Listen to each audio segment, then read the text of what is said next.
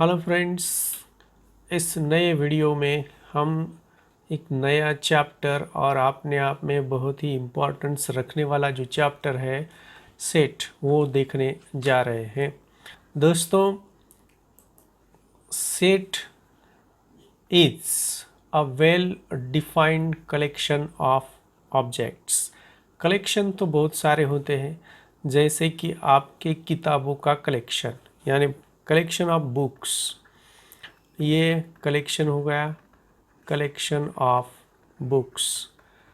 दूसरा अगर हम लेते हैं फ्लावर्स, फ्लावर्स इन बुकेट, और समझो clever boys, clever boys in a class, आपके क्लास में जो होशियार बच्चे हैं उनका कलेक्शन, कलेक्शन ऑफ फ्लावर्स।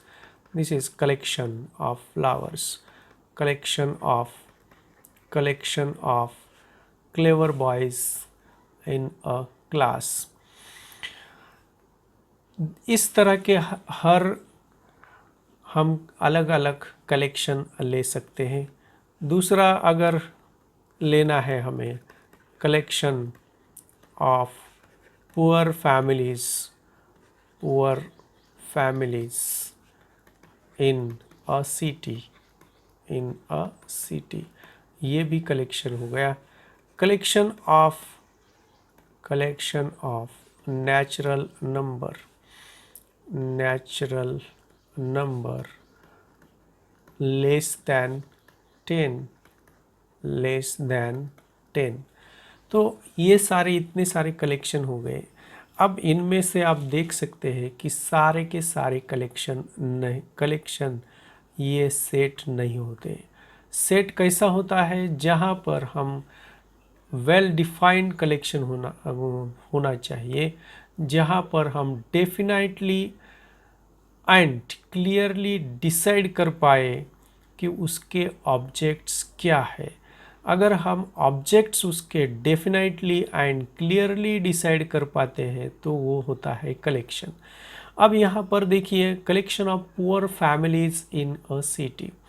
अब जब तक हमें ये पता नहीं चलता है कि किसे पुअर कहा जाएगा, तो वो तो हम डिसाइड नहीं कर पाएंगे कि ये फैमिली पुअर फैमिली में आती है या नहीं आती है। मेरी नज़र में पुअर फैमिली अलग रहेगी, आपकी नज़र में पुअर फैमिली अलग रहेगी। अब आपका ही क्लास लीजिए, आपकी क्लास में अगर कलेक्शन लिए हम क्लेवर बॉयज़ का और क्लेवर स्टूडेंट्स का, तो हम अलग अलग तरीके से वो सेट बना सकते हैं।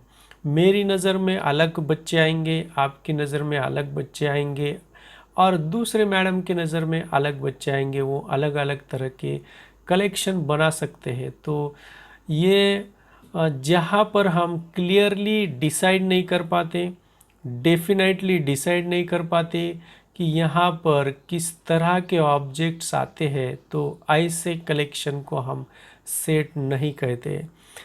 यानी जहाँ पर हम वो जो कलेक्शन, जिसका कलेक्शन हम बना रहे हैं, जो चीज़ हमारी कलेक्शन में आएगी, अगर वो कलेक्शन के ऑब्जेक्ट्स हम बता सकते हैं, क्लियरली डेफिनेटली बता सकते हैं, तो वो कलेक्शन को हम सेट कहेंगे।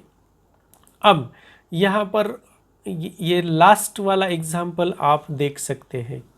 यहाँ क्या है लास्ट वाले एग्जाम्पल में, collection of natural number less than 10।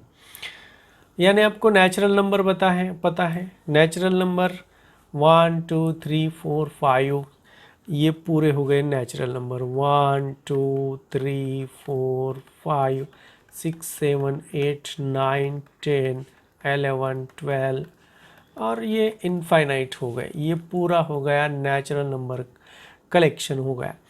अब यहाँ पे हमें कौन से नंबर लेने हैं, लेस दैन 10, 10 से छोटे वाले।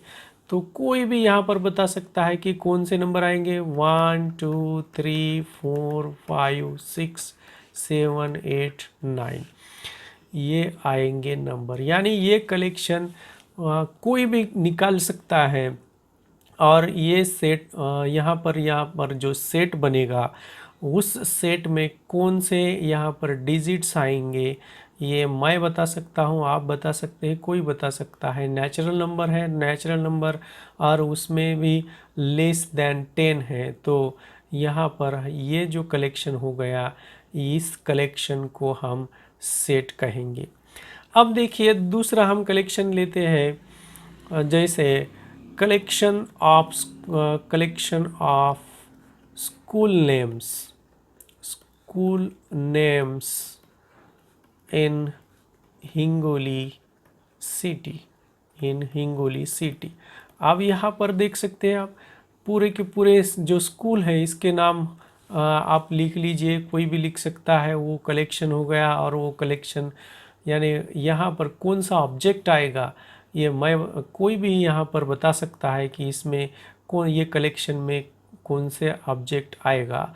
तो ये हो गया सेट हो गया। तो यानी जो कलेक्शन वेल डिफाइंड है, जहाँ पर हम डेफिनेटली क्लियरली डिसाइड कर पाते हैं कि यहाँ पर क्या आएगा क्या नहीं आएगा, तो ऐसे कलेक्शन को हमें सेट कहना है।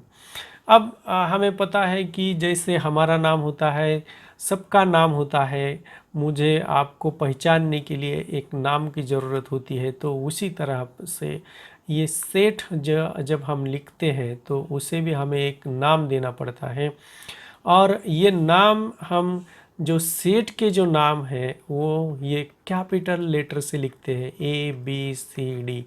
यहाँ पर इसका इस्तेमाल सेट का नाम यानी कि कोई भी नाम अगर हम रखते हैं तो वो सेट को ये कैपिटल लेटर से हम नाम रखते हैं। और ये जो देखिए यहाँ पर ये हमने सेट बनाया है, ये कलेक्शन हो गया है। और इस कलेक्शन में ये एलिमेंट्स जो आता है इसमें, ये एलिमेंट्स को हम स्मॉल लेटर से लिखते हैं। यानी इसको ये जो कलेक्शन समझो मैंने लिखा है, ये कलेक्शन हो गया। अब ये किसका कलेक्शन, ये सेट में जो भी नंबर्स आएंगे, जो भी ऑब्जेक्ट्स इसमें आएंगे, ये आने वाले ऑब्जेक्ट्स को हमें स्मॉल लेटर से लिखना है, ABCDE लाइक दिस। तो इस तरह से हम सेट और ऑब्जेक्ट, ये आपको डेफिनाइट होना चाहिए, क्लियर होना चाहिए।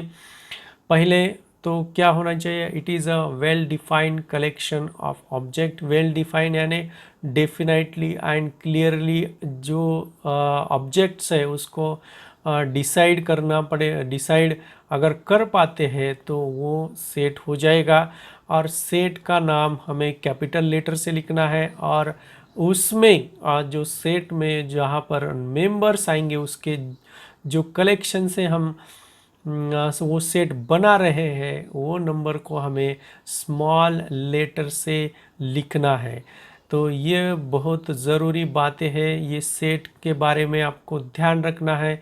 सेट का नाम हमें कैपिटल लेटर से लिखना है और उसके जो मेंबर्स है उसको हमें स्मॉल लेटर से लिखना है। और सेट और कैपिटल सेट लिखने के भी कुछ तरीके होते हैं, किसी तरह हम कलेक्शन नहीं लिख पाते हैं। अब यहाँ पर हम देखेंगे कि सेट को राइट करने के लिए, लिखने के लिए क्या क्या मेथड्स है। तो सबसे पहली तो जो मेथड है वो मेथड है कि जो नंबर है उसे करली ब्रैकेट में हमें लिखना है। तो जैसे कि अभी यहाँ हमने देखा है सेट ऑफ नेचुरल नंबर, ये set of natural number, set of natural number, natural number. अब सेट ऑफ नेचुरल नंबर का स्टैंडर्ड सिंबल है और वो होता है n। तो ये सेट आ गया n। और यहाँ पर हमें क्या करना है, पूरे लिस्टिंग यानी पूरे जो मेंबर हैं उसकी लिस्ट बनानी है और उसे करली ब्रैकेट में लिखना है। ये आ गया आपका करली ब्रैकेट। करली ब्रैकेट में पूरे natural number 1 2 3 4 5 dash dash dash dash का मतलब बहुत सारे, इनफाइनाइट, यानी आगे बढ़ते जाइए जहाँ तक आप जा सकते हैं। तो ये हो गया set of natural number. Set of days in a week, in a week. और यहाँ पर हम लिखेंगे ए, यहाँ पर पूरे के पूरे जो सारे डे हैं, जैसे मंडे आ गया, इसमें मंडे हो गया, ट्यूसडे हो गया, वेनसडे हो गया, थर्सडे हो गया, उसके बाद में फ्राइडे आ गया, सैटरडे आ गया और संडे आ गया। तो यहाँ पर कोई भी set of days in a week कोई भी लिख सकता है, इसके ऑब्जेक्ट क्या होते हैं, तो इसलिए ये हो गया डेफिनाइट सेट।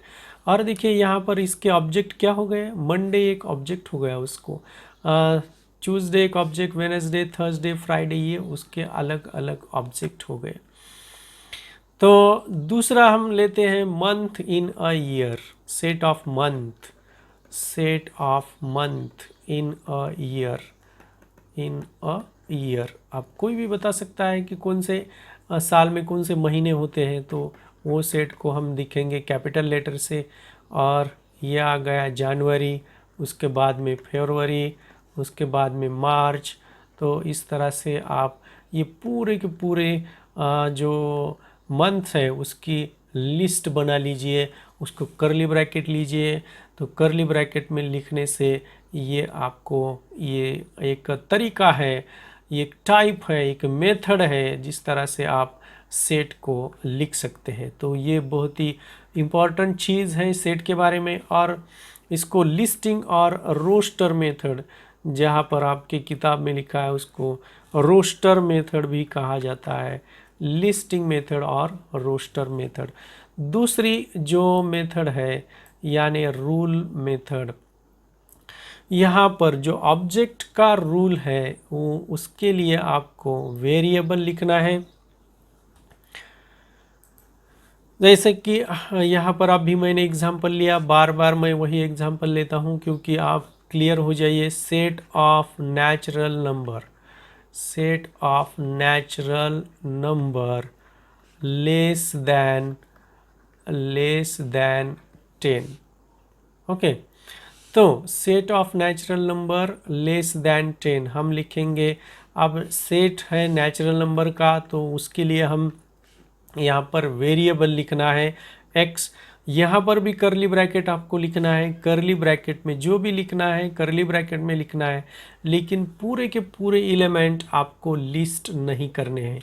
यानी यहाँ पर क्या आएगा, 1 2 3 4 5 6 7 8 9, ये आ गए इसके मेंबर, ये हो गई इसकी लिस्ट। लेकिन हमें अगर इसको रूल के हिसाब से लिखना है तो रूल मेथड में हमें क्या करना पड़ता है, ये नंबर के लिए हमें वेरिएबल लेना पड़ता है, वेरिएबल। और उसके बाद में यहाँ पर ऐसी लाइन और या फिर कोलन, ये ऑप्शनल, यहाँ पर एक दूसरा है तरीका जहाँ पर हम कोलन देते हैं। और कोलन के बाद और ये लाइन के बाद में हमें क्या करना है, एक्स का जो रूल है वो लिखना है। एक्स क्या होना चाहिए, नेचुरल नंबर होना चाहिए। तो एक्स किसका मेंबर आ गया, नेचुरल नंबर का मेंबर आ गया। और दूसरा जो है एंड एक्स क्या है, एक्स 1 10 से छोटा है, यानी 1 से 9 तक है। तो हम यहाँ पर इसको इस तरह से लिखेंगे, x less than equal to 9 and 1 less than equal to x less than equal to 9। तो ये हो गया set of natural number x। दूसरा अगर हम लेते हैं, समझो फॉर एग्जाम्पल मैंने एक सेट लिया a, set of a is a set of even prime number, even prime numbers. अब आपको प्राइम नंबर पता है क्या है, प्राइम नंबर 2 है, 3 है, 5 है, 7 है, 11 है, 13 है। These are the prime numbers. ये प्राइम नंबर हो गए, ये प्राइम नंबर का सेट हो गया। आप इसमें प्राइम नंबर देख लीजिए कौन से हैं, इवन प्राइम नंबर। तो यहाँ पर इवन प्राइम नंबर एक ही आएगा और वो है 2।